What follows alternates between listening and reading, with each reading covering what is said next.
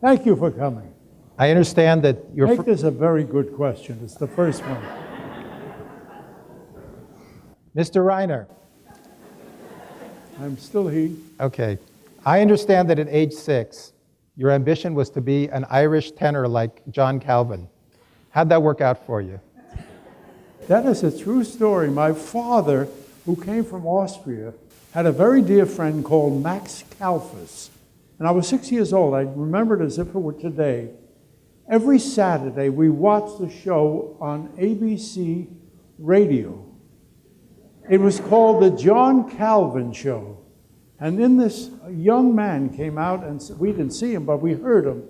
And he said, "My name is John Calvin, and I'd like to sing some songs that I learned at my mother's knee, some Irish songs." And I said, "He's Max Kalfas' brother. Why is his name John Calvin?" I couldn't understand it. I wanted to be an Irish tenor, and I said to my father, I want to sing like that. By the way, I remember the first song he ever sang. It was that Tumble Down Shack in Athlone.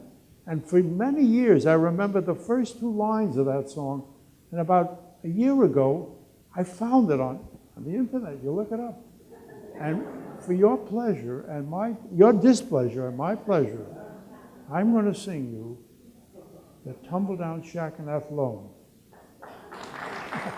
By the way, I asked my father, why couldn't I be an Irish tenor? He says, because you're a Jewish tenor, and you can be a Jewish tenor singing Irish songs, and that tonight is what I have become. I'm a long way from home, and it's there that I roam, to Old Erin far over the sea. Oh, me heart, it is there, where the skies are so fair, and old Ireland is calling me. There are eyes that are sad as they watch for the lad from that tumble-down shack in Athlone. And I pray for the day I'll be sailing away to old Ireland, me mother, me home.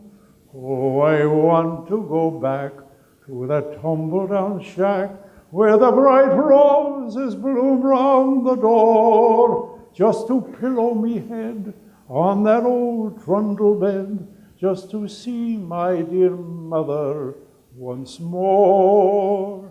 There's a bright gleaming light guiding me home tonight, down the long road of white cobblestone, down the road that leads back to that tumble-down shack, to that tumble-down shack in Athlone.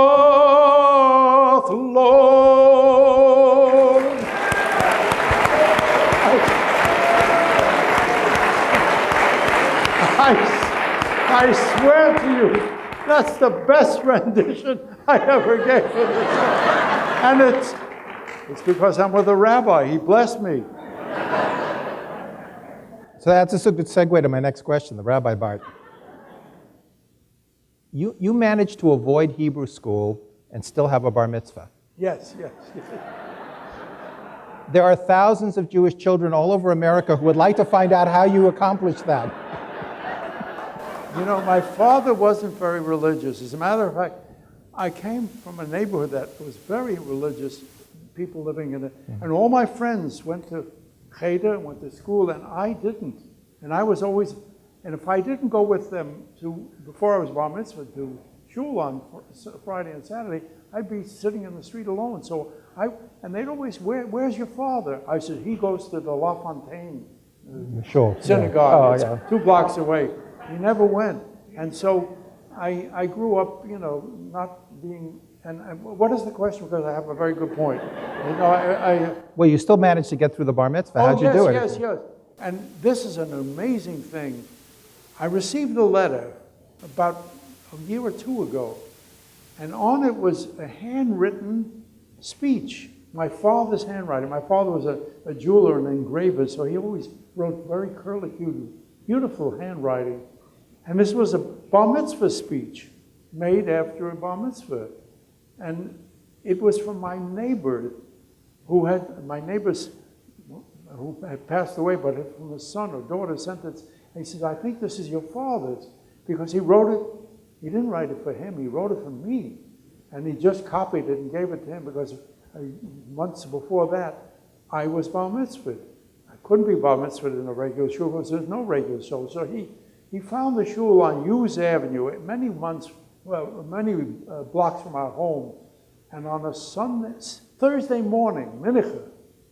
What is it, mincha? Mincha. Thursday morning, 10 old Jews whom we didn't know sat while Thursday morning, Shachrit. I learned one prayer, which we had a rabbi for about 6 weeks where he taught me one prayer, and I remember very vividly that he'd always reach into his vest and take out a black piece of, it was a toothpick that was blackened, and he'd point to the words on the page, and all I remember is that black toothpick and those words that I learned. And I said that little prayer, and then I made the speech to my father and mother and my brother, the only ones there who knew me. And I remember the beginning of the speech was worthy assembly. And I never, my father was very flowery. I never heard anybody use the word worthy assembly. But my father was like that anyway. So that's my bar mitzvah. Now, after you were bar mitzvah, that shul across the street, I understand that every time they needed a 10th man, they grabbed you. But yes, you didn't. But you couldn't. The shul across the street was in a tenement. It was a little tenement. They took two apartments and made a shul out of it, and they were always needing a mincha. A minyan. A minyan. And for the most part, when I was 12 years old, I couldn't be part of it. My friends were always a year older, so they were always drawn into service. They'd go. Now when I became 13, I only knew that one prayer, and I didn't know how to daven. And one time, my friend wasn't there, and they needed me for the 13th man. And there I was praying. And when we're praying out loud, I'm double talking. I don't know and I think that was the beginning of learning how to double talk.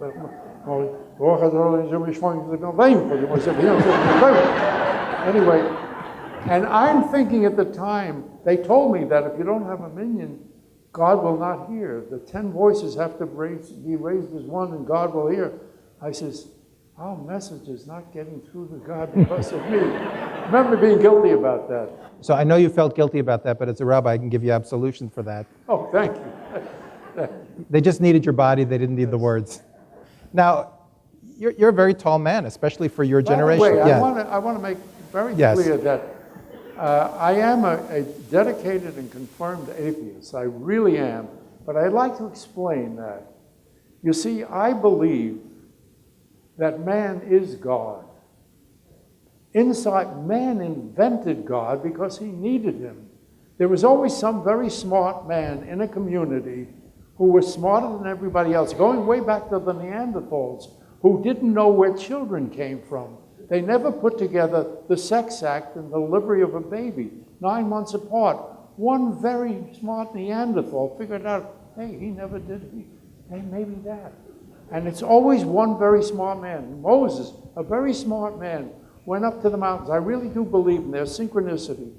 When he was coming up with the ideas of the 10 Commandments, and there was a flash of a bolt of lightning, I really believe there was, a very fortuitous one, because if he had come down and say, here's 10 ideas I had, what about, they would say, who are you? You're a smart man, but who are you? He says, they were given to me by God. I really believe that he might have believed it too, that, oh my God, somebody's talking to me because I'm saying these smart things. And by the way, the smart things, there are a lot of smart things in the Bible that aren't very smart. Like if a man commits adultery, you should shun him. If a woman commits adultery, you stone her to death. That's not a very good thing for a Bible to have. So I'm saying in the history of man, there's always been somebody smarter than everybody else. And I wrote about it in one of the books. My father was so proud that Einstein was one of the... Oh, in the new book I'm writing, a third book, a third thing I'm writing about, it's called Columbus with a K, Columbus Copernicus with a K, and other closeted with a K, kikes.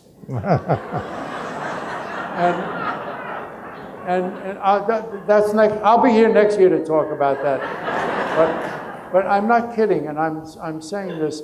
A man invented God, and those people who need God for solace and whatever they need, it's fine with me. But I want people to know that we created God, because we need. Before us, people were actually praying to rocks and to conch shells, until somebody said, no, there's something bigger than that, and gave people something really to think about. But that God is us. It's in us. We are God. Well, although I really do appreciate your interpretation of what? No. I want to say I really appreciate I don't respect converts. No. But I appreciate your interpretation of what happened at Sinai, but I'd rather ask Mel Brooks, because at least he was there. He was there.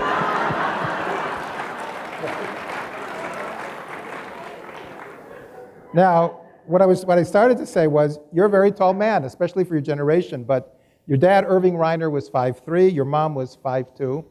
What happened? I asked, my brother was 6 foot, and I was 6'1 3/4" when they measured me for the Army. And I remember asking my father, I said, Pa, you're 5'2", and his brother was even shorter than him. My father's brother, Harry, looked exactly like him, 3 years older, was a half-inch shorter. I said, where did my height come from? My father says, it's not only from, it's your forebears. He's your grandfather. I says, how tall was he? He said, 5'6". And I attribute it to my father, who read a lot of journals. My father was a very, very bright man, a scientist and an inventor. And he read about cod liver oil, and I think we had a tablespoon of cod liver oil every life, and I think we grew because of the cod liver oil. Now, like probably everybody else in your neighborhood, you had immigrant Jewish parents. And when, at some point, I suppose there was a point at which you said, I want to go into show business. I'm not going into the schmata business. I'm not becoming a watchmaker like Pop. How did they react when they figured that out? I had the most supportive parents. When I decided to go in show business, my brother was the first one to notice that I had talent. He would joke on radio and tell it again and embellish it. And so he read a little thing in the newspaper that said, free acting lessons at 100 Center Street, the WPA. Now, for those of you who read about get the people off the government's back, I'm here because the government allowed me on its back. I went to 100 Center Street and took acting classes with a woman named Mrs. Whitmore for free. And a year, at 17, at 18, the NYA Radio Workshop, another WPA project, I learned how to talk on radio. I learned how to do reporting and television radio shows. And it was the government that did that. And the government should be able. That's why the government is here, to help the people. When I hear that, thank you. I'm among friends. No, I would not be here if it weren't for the government helping. The government also helped artists. There were great murals all over the country. Musicians were devised with orchestras they could lead. It was a great time in our country for development of its citizens by the government. So your parents were supportive, clearly. I mean, Sorry, what? Your parents were supportive of this enterprise. You were one of really a whole generation of Jewish comedians. Your book is full of vignettes about your relationship with that, and I would say 95% of them are Jewish. Do you have any theories about why in that generation so many Jews gravitated towards comedy? Well, I think oppressed people, like the Jews and the African Americans, anybody who's oppressed, there's two ways to go. You can fight back with your fists or with your tongue, and you get less marred if you get somebody to laugh. You diffuse people by getting laughter, and I think that's in the worst positions, the worst conditions. There was always somebody in the group who would get people to laugh and ease the pain of whatever they were going through. And I think Jews being in that position for most of their life, most of the centuries, developed that. And then when one became successful and there was market for it, they flourished. Now, when you went in the Army, your talent was used, and they recognized the talent. And I understand you performed as a comedian, you put on shows for the Army. It was probably a little better than getting sent to the front. But I got the sense from the book that you were only as good as your last show, and you were always worried that if it wasn't too good, you'd be sent over God knows where. But you got out of the Army. Now you're back in New York. What was the next step? Well, when I got back to New York, what the heck was my... Oh, I got into a Broadway show called... Was that Call Me Mister or earlier? No, Call Me Mister. Yeah, Call Me Mister. I got into the road company of Call Me Mister. Had our first child. Robbie was 6 weeks old when we took him on. I was in Boston when he was born, came down for the birth, went back, and then we went on tour for the whole country, and he was with us for a 6-month tour of the country. We stayed in Chicago for 6 months. It was supposed to be there 2 weeks. It was a 6-month run in Chicago, went to San Francisco, Los Angeles, back to New York, and took over a New York company for a couple months. And so that was the beginning of my career as a performer. Now, I understand one evening when you were performing in Call Me Mister, George Jessel was in the audience. And the next day, a man named George Fisher, I guess was a radio host. Yes. This is what he made the following announcement to whoever could hear. Said, "Last night, as the guest of George Jessel, I sat in the third row of the Biltmore Theater and watched the musical review Call Me Mister. On the stage, we saw a young man who Mr. Jessel and I agreed is destined to become one of Broadway's brightest stars. He is tall, dark, and handsome. He can sing, he can dance, and he is hilariously funny. His name is Carl Reiner. I'll spell that for you, R-E-I-N-E-R. If you are listening to this program, Mr. Reiner, please pick up a phone and call George Jessel's office at 20th Century Fox. At this moment, there is a big, fat contract sitting on the desk waiting for your signature." Was this your big break, Carl? It was the biggest break for the book because it got a good chapter out of it. But what had happened, I was told as I came out of the thing, my wife phoned me and said, she told me about it. She's get to a phone. I was at the garage. I asked the garage attendant if I could use his phone. And I called that number. I called the number there. And I got Georgie Jessel. And he said, and I remember his words, he says, "Carl, no big Simmons. Come to my office tomorrow at 10 o'clock and we'll talk." Big Simmons for me.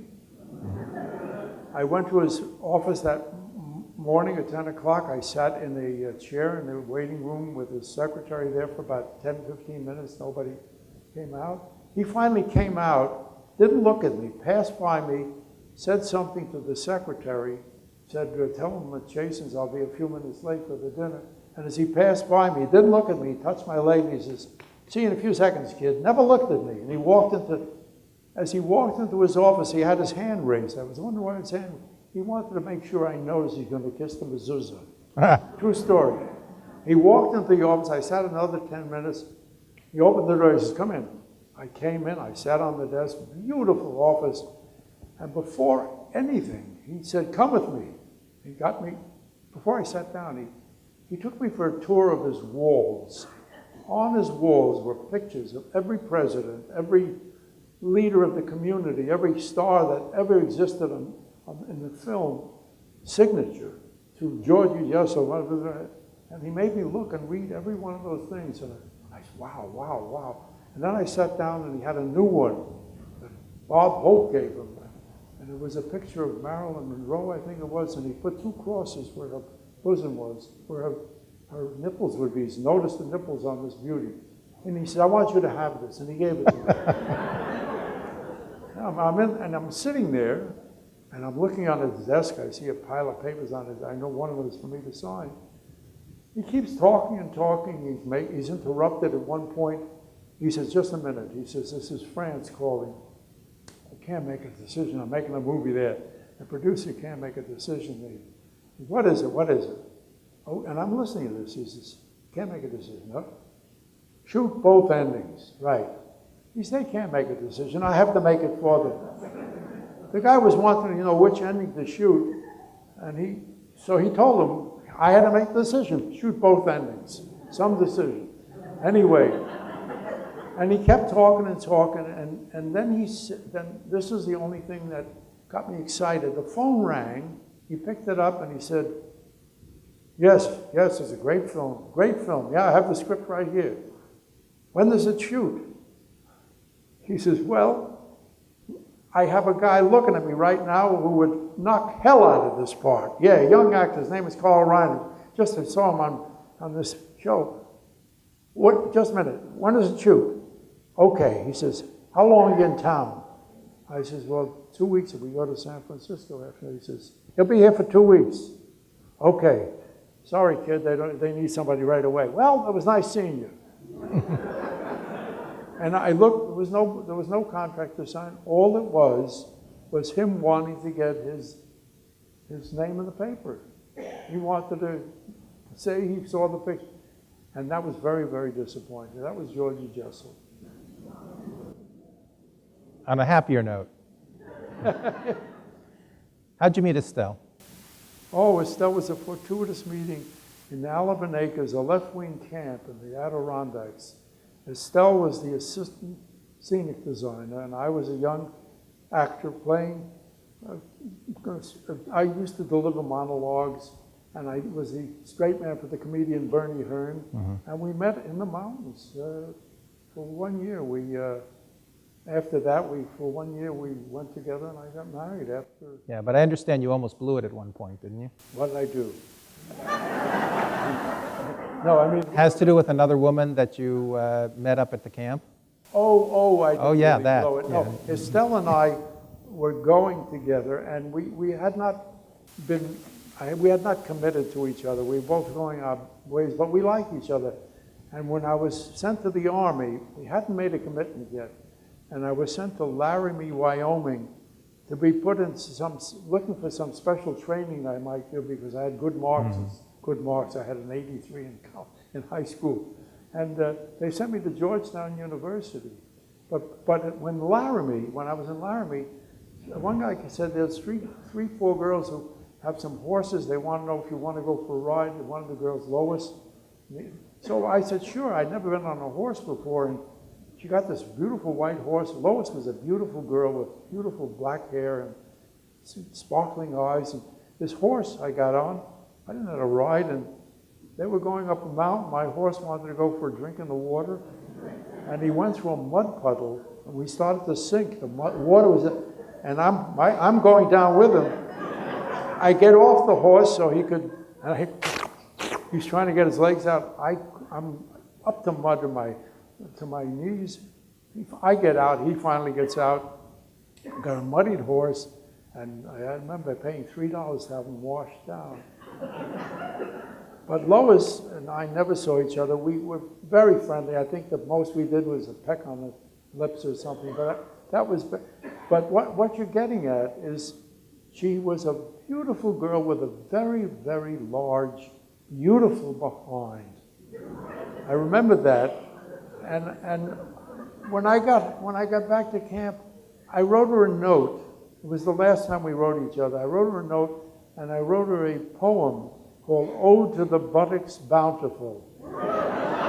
And I'd forgotten about it, but not too long ago, a few months ago, I had found the tablet I used in the Army where I had all the pictures of my wife and my brothers, email letters all stacked away. And in it was the handwritten note, the handwritten letter which I had written.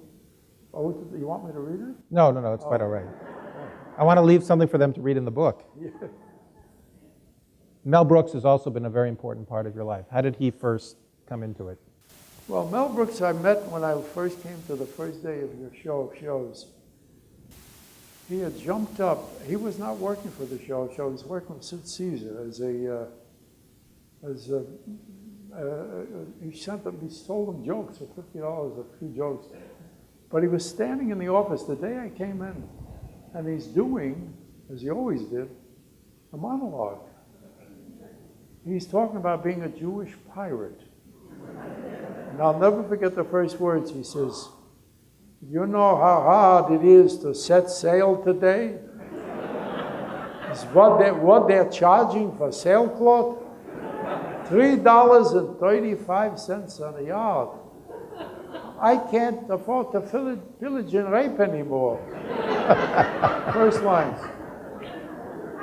The following day, I came in with an idea to do something on We the People Speak, and it didn't work out, so I started interviewing this guy. I said, isn't it true that you knew Christ? Oh, he's a thin lad, right? Wore sandals, walked around with 12 other guys. He says, they always came into the store and never bought anything. I gave them water. They looked like nice boys. Anyway, that was the beginning of it. The very beginning. The 50s, the McCarthy era. You were at home one day, there was a knock at the door, and a couple of agents came in, Yes. and they wanted you to finger other people in the industry, but you danced around it. How'd you get out of that? Well, they were so charming. In my gatkes, I was wearing my shorts. 9 o'clock in the morning on Sunday, we're from the FBI, and they were wearing black suits. They looked great, so charming. FBI, oh, come in, gentlemen. I told my wife we're in trouble, you know. At that point, it was McCarthyism. They were looking for Reds all over, you know. The guy from the grocer in New York, upstate New York, started this red scare, red channels. Mm-hmm. Anyway, they came in and they said to me, I said, gentlemen, I remember the first thing I said to them, I said, they're charming. I'm going to out-charm them. I said, gentlemen, how about coffee? And they said, we'd like some. I said, no, I'm not asking. I want to know if you have any. And just what you do, I got to laugh. And I said, what can I do for you, gentlemen? And he said, we understand, Mr. Reiner, that you voted for the American Labor Party last year. I couldn't believe it. I knew that we had a secret ballot and how they knew that. And I went right along with it. I said, absolutely. I said, didn't you? I said, Henry Wallace, our vice president, was running, and he's a guy, he knows business, he owns a strawberry farm. A good man to have a businessman in running the White House. You never voted, didn't you guys vote? Again, defused. And then they said,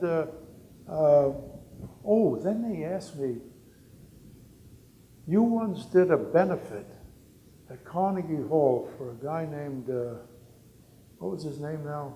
Oh my God, I'll remember it. It's in there. I forgot the name. By the way, I'm getting a little lightheaded because I haven't been well in the last couple of days, so if I fall over, pick me up. Barsky. This is benefit for Barsky. He said, you know, he was a left winger. I said, I didn't know that, but I know that this Barsky is the guy who devised, who invented the idea of getting out of blood, getting the lipids, whatever, what do you call it? Plasma out of blood. He did it on a field with a motor of a car. And I said, it saved millions of lives. That's why we were celebrating him, not because of his political leanings. And I was proud to do it. He saved more American, and to this day. Mm-hmm. And I remember saying to them, and they said it was at Carnegie Hall. I said, yes. And you know something? I said, if anybody asked me to do anything at Carnegie Hall, I would do it, because as a kid, every kid wants to play Carnegie Hall. Mm-hmm. I said, if the FBI ever has an event, I'm your guy. And they were laughing. That's great. In your book, you mention Show of Shows several times in the book, but you don't really go into what the basic premise was for people who might not know, and how it all developed and how you became involved. So for those who may not know, what was the Show of Shows, and how did you personally get involved? Well, I was in a show called Alive and Kicking as one of the comedians. And Max Liebman, who was the producer of the show, saw me, and in Philadelphia invited me to come and be Sid Caesar's straight man. So I came on the show the first year, it was 1950, and I stayed with it 1954, and then stayed with Caesar until 57. So I was the straight man with Sid and doing sketches with him. And the funny thing is that when I saw Sid doing double talk, I said, greatest double talker in the history of the world, and every language, just brilliant. And in my act, I did double talk, and I said, well, there it is. I'll never do double talk again. Until one day, I got an idea and made work for myself. I said, let's do foreign movies. We used to go to foreign movies.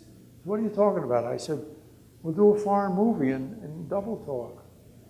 And I picked up a pack of cigarettes. In those days, we were smoking cigarettes because they said it was healthy for you. And in double talk, Italian, I sold them a pack of cigarettes, bargained with them, and that was the beginning of those double talk movies we did. Certainly one of your biggest successes was the Dick Van Dyke Show, and this was already 1959. You had already established yourself as a TV personality, but in the variety show. This was a leap for you. You were writing your first sitcom. Wasn't it a bit risky to move into that direction? Well, I had been offered a sitcom by my agent, Harry Kalsheim, and it wasn't very good, and I showed it to my wife, and she said, why don't you write one? And I said, I don't know how to write a sitcom. But one day, and I remember this like it was yesterday, on the Franklin Roosevelt Drive in New York, going home to New Rochelle, I actually spoke to myself. I recommend it. I spoke out loud, and if you're smart and ask yourself smart questions, you may get smart answers. I said, Reiner, I always use never my given name. I said, Reiner, what piece of ground do you stand on that nobody else stands on? Well, you live in New Rochelle with a wife and kid. When you go to work, you talk about it. At work, with two other writers, you talk about your home in New Rochelle. Write about that. And I wrote, and far around that, I wrote a pilot. Peter Lawford said he put up the money for it. And I said, if we're going to have I'm going to be in it, I better have a Bible for other writers. And I wrote 13 episodes. Every 3-4 days I'd write an episode. I had 13 episodes. I did the pilot with Peter Lawford's money, and it was with Barbara Britton's and two other actors, Morty Cunty and Sylvia Miles, playing the parts that Rosie and Maury played. And it wasn't very good. It was okay. And I put it aside, and I started writing movies for Doris Day. I was at Universal now. And my agent, Harry Kalsheim, was dying. There was the gold laying on his desk, 13 episodes of a script, and he sent them to Sheldon Leonard and Danny Thomas, they had T&L Productions then. They called me in. That's them calling me in. They called me in, and I said to her, I said, I know I'm here, you'll like the scripts, but I don't want to fail with the same material twice. And Sheldon said, and I'm going to do a pretty good impression of him, Sheldon said, you won't fail, or else we'll get a better actor to play you. And he suggested Dick Van Dyke, and the rest is, as we say, history.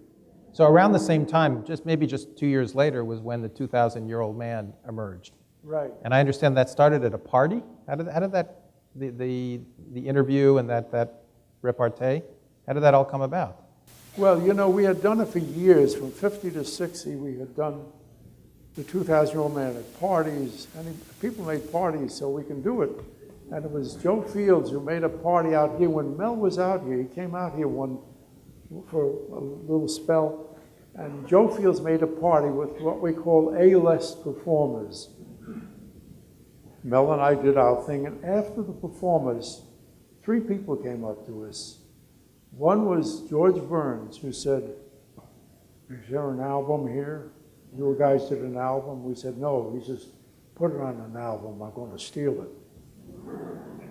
Edward G. Robinson said, make a play out of the 1,000-year-old man. I'd like to play him on Broadway.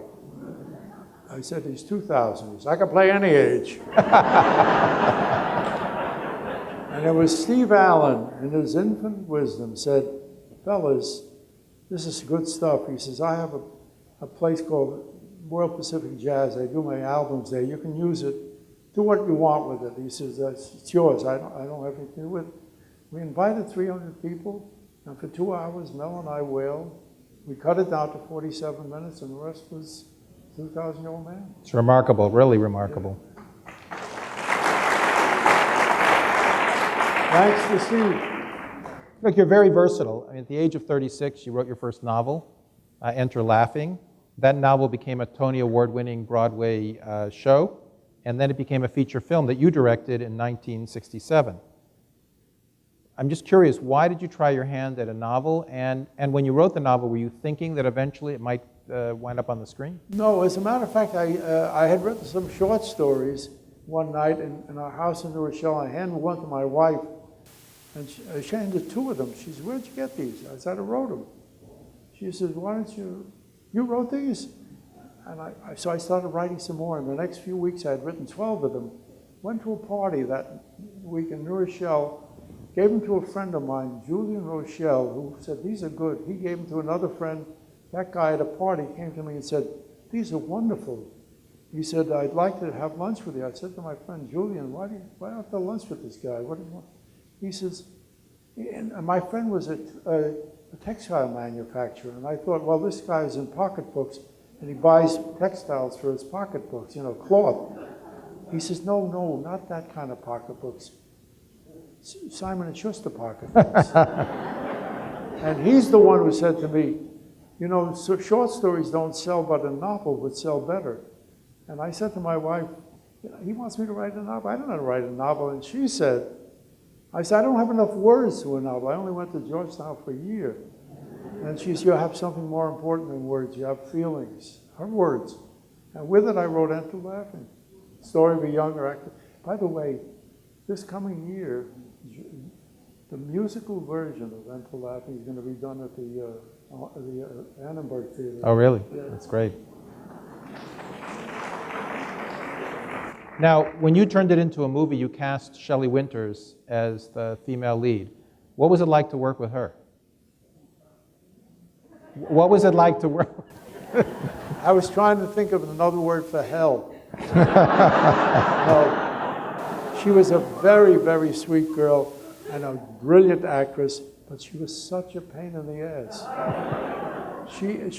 She questioned everything. She was in even with the hairdresser, she was working with the hairdresser. Everything was it was very, very difficult. At one point, I said I can't go on with this like this, and I insulted her. I said, Shelley, you're done. She wouldn't come out of a trailer. I sent Joe Stein, our producer, to get her out. She wouldn't come out. I had to finish the picture in 30 days, and we had not very much time. And I said, tell Shelley that I'm going to talk about her on stage to the cast and tell her what the problem is, because the cast was waiting to do a big thing. I was going to say what the holdup is, but that doesn't matter. And she did come out. She hung in the wings, and I said, the reason we're held up is because I have a problem with Shelley Winters. When I signed on to do this picture, I made a tacit agreement with her that she and I would have sex every day. and I, before doing it, I had to tell my wife that to get the picture done, I would have to do that. And my wife forbid me to. And I just want you to know that's why she's upset. I'm not, but I'm going to tell you right now, that even though my wife said that, if Shelley wants to have sex every day with me, I'm her man. And she came back and did the show. What the hang-up was, there was one scene I had to do where the curtain was going to rise, and the mother and father are in the room, in the auditorium, and all they had to say is, they all had to watch the curtain going up. That's all they had to do. I wanted to turn the curtain, I wanted to turn the cameras around to go on stage. And I said, all you're going to see is the curtain go up and Jose Ferrer walking on stage. That's it. And Jose wasn't there, and I said, I'll wear his costume and walk around. I know what a stickler, but I'll walk across the stage like, she said, Jose won't be. I said, he's doing costume fittings. She said, we can't do it. I said, why? She said, the feeling won't be there. I said, all you have to do is watch a curtain go up. You're actors, studio actors. Imagine a curtain goes up. We'll raise the curtain for you. You'll watch it go up, and you'll watch. She wouldn't do it. That's what the contention was. Actors studio. Dick Van Dyke Show was a very highly acclaimed show. And in 1964 was nominated for a Golden Globe. But one thing that I learned from your book is that, we're talking 50 years ago. 50 years ago, the Golden Globes were not considered to be such a big deal. And usually the A-list folks didn't show up. No. But you did show up. So why did you show up at that event, and what happened? Yeah, the Golden Globes are now, a precursor to the Academy Awards. But then it was they were laughingstock. Two brothers, the younger brothers who wore monocles, were in charge of it, and they said they were newspapermen. They represented people who gave throwaway magazines in Europe, the little tiny, like the things you throw away, the couriers. And I was asked to come, and I said, no, I wouldn't be caught dead. And they said 3 times, they didn't tell you whether you're going to win or not. They said, you're up for a reward. And one guy said, it'll do you good because you've won. And I said to my group, go down, at least it's publicity. Any little bit of publicity with the Van Dyke Show can only boost it 1 or 2 notches, wouldn't hurt. So I went down there and I sat for the whole show, and every time somebody was announced as winning, somebody would come on stage and say, I'm taking this for so-and-so, couldn't be here tonight, but thank you very much. 10 people like that. And I said, oh my God, I was so embarrassed that I would have to get up. Finally, they said, Mickey Rooney won. And a little guy got up, and I said, Mickey Rooney's here. At least that's right before me.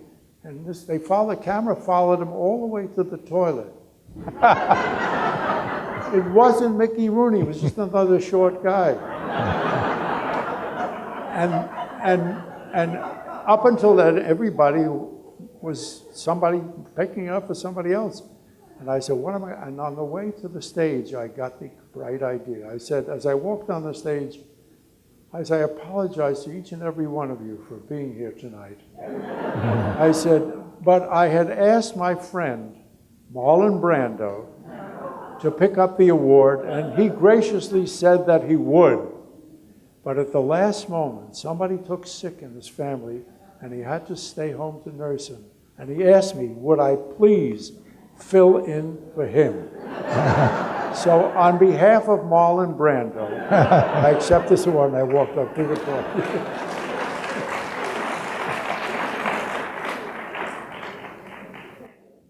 There's a part in the book when you talk about going on vacation, and you make a point of the fact that as a director, you're under tremendous pressure and you need to unwind. And you said that a director has to worry about the script, the location, casting the actors, and any number of additional things that can go wrong. Now, you directed a lot of productions. Does it ever get easier over time? No. I don't know what did I write? Well, you just said that you were describing one of your vacations. I don't remember what it was, and how important it was to go on vacation because of the pressure you were under as a director, because of all the things that could go wrong in directing. So what I'm asking is, you directed a lot of things. As you gained more experience as a director, did it get easier, or was it always? Easier. You get to know that the best thing you know is you hire only people who can do better at the job than you could possibly do at it. So every time I had an actor, I didn't have to direct them. I had all great actors. I mean, Steve Martin, you put him in front of a camera and he had never done a picture before, by the way, where he talked to people. That's the only thing I helped him do. But I always asked these actors, after their last take, and I'd say, cut, do you have anything else? And they always came up with something that actually got into the film. Hire the best actors and keep I'm a master of ceremonies. I kept a happy set. If everybody's happy, everybody knows everybody, and knew the names of the... My son runs the same kind of a set, where everybody knows everybody, craft services guy, and the set is a happy set, and they make happy pictures. Rob made a very well-known movie, When Harry Met Sally. And although I think everybody in the world except for me knew this, I learned in the book that that famous scene in the deli when Sally is trying to imitate a certain thing, It's called an orgasm. Thank you. I've read about it. But I didn't realize that it was Estelle, of course, who delivered that, what has now become sort of an immortal line, I'll have what she's having. How did that come about? Well, Rob was shooting that in New York, and he needed an actress to play it. And he said Estelle had the ability to make funny comments, and he knew his mother was the perfect one to deliver that line. I'll tell you some of the funny things she said. And he called his mother, he said, "Ma, can you come to New York?" And she said, "There must be 100 actresses in New York who can do that." He said, "Nobody can do it like you, Ma." And he flew into New York, she did the one line, the cat's as delicatessen, and flew back. And I remember what I was saying, Estelle had the funny things that Estelle just dropped them in. When my daughter was 16 and Robbie was 18 or 19, she was thinking of having a nose job. She had a Roman nose like her mama had. And everybody in Beverly Hills was having nose jobs then. And so Robbie suggested, "Are you going to get one of those nose jobs like your friend just had?" And I said, "Wait a minute, Rob." I said, "Her nose is smaller than her mama's, and look at the handsome guy her mama got." And Estelle said, "Yes, it's not the size of your nose that counts, it's what's in it." One of the great lines.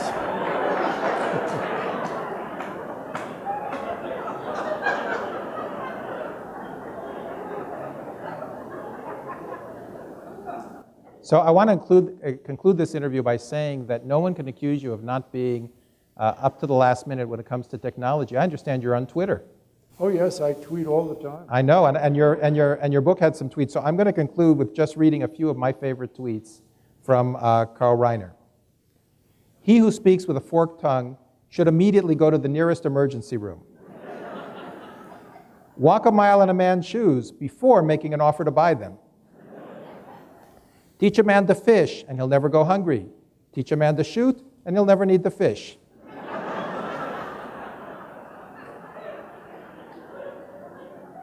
I went to 4 separate yard sales last week, and not one owner would sell me his yard. And finally, my favorite, I firmly believe that having gun control, bladder control, climate control, and a TV remote control should satisfy most men's needs." By the way, there's one favorite one that I like, which is, "At this age, I'm beginning to wonder about my short-term memory loss." At this age, I'm beginning to wonder about my short-term memory loss.